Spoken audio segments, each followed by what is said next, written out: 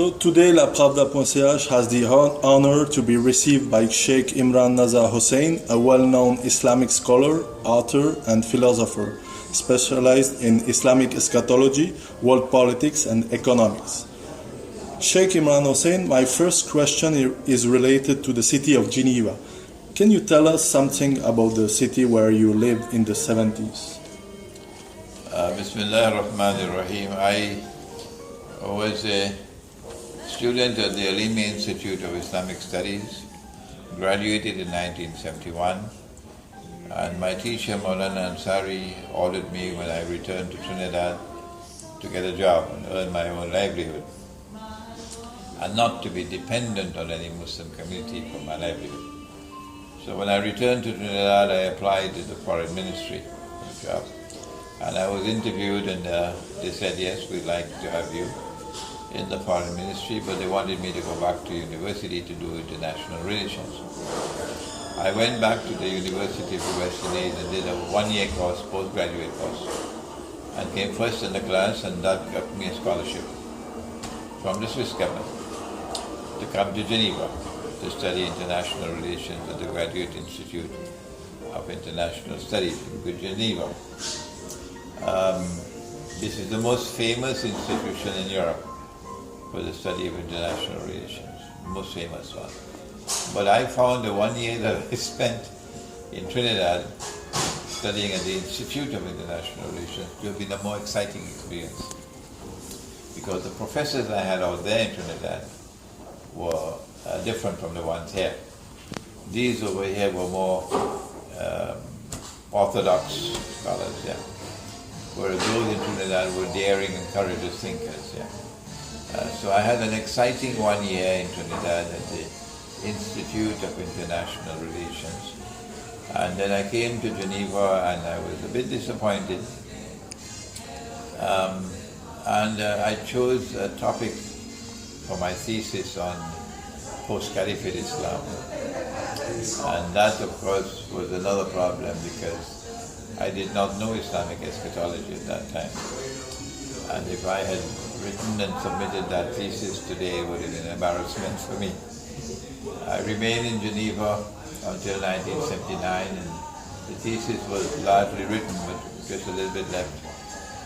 And then time ran out and I had to return to Trinidad without having defended the thesis.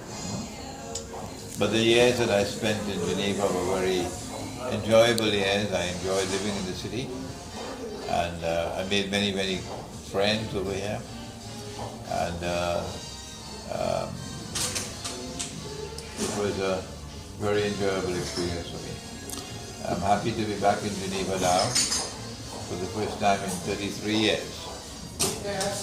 And it appears as though I am destined now to keep on visiting Geneva, since I don't need a visa to come.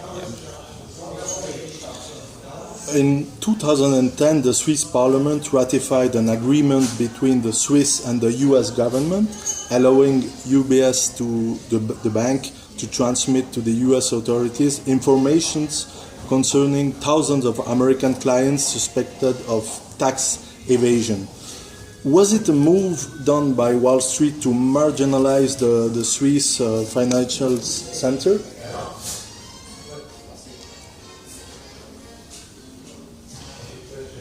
Switzerland is famous in the banking world for its secrecy. That if you have a Swiss bank account, no one will ever know it.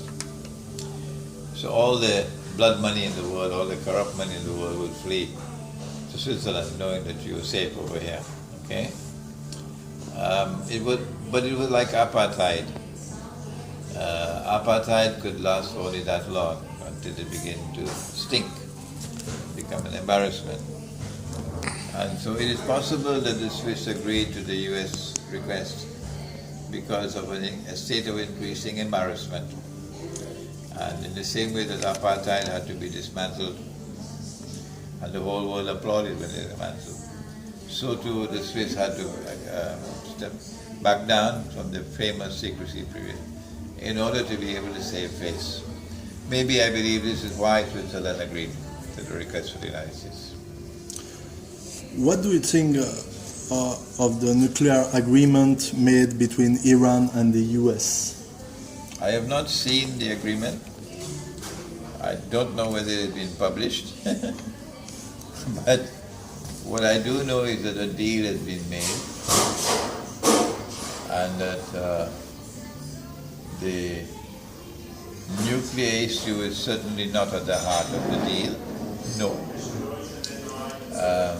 That those who were negotiating on the part of the Zionist West had goals and objectives far beyond nuclear threat in the negotiations with Iran. Perhaps what they wanted to do was to try to embrace Iran with a Western embrace and eventually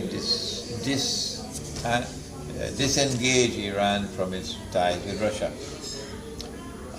If that was the objective, the Iranians have clearly identified themselves as not being prepared to allow themselves to enter into the Western embrace at the expense of Russia.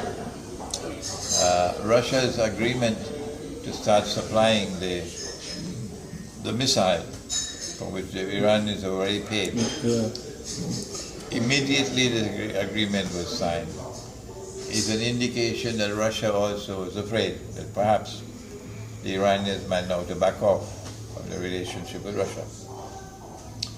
And by agreeing to deliver the weapons, the Russians were actually making an attempt to keep Iran within their orbit.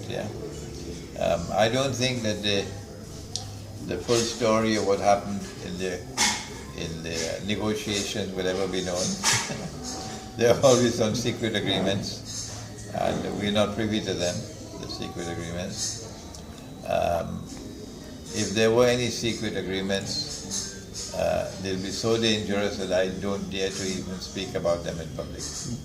But I can anticipate what those secret agreements could have been.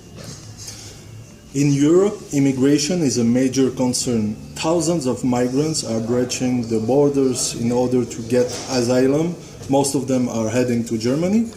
Not all refugees are Muslims, but do you think that it's a mistake for Muslims to flee to Europe, that it will generate only more hatred against Islam?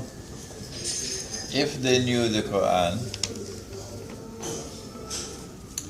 they would know that the Qur'an has prohibited any kind of friendship and alliance with the Judeo-Christian alliance, which is at the heart of modern Western world.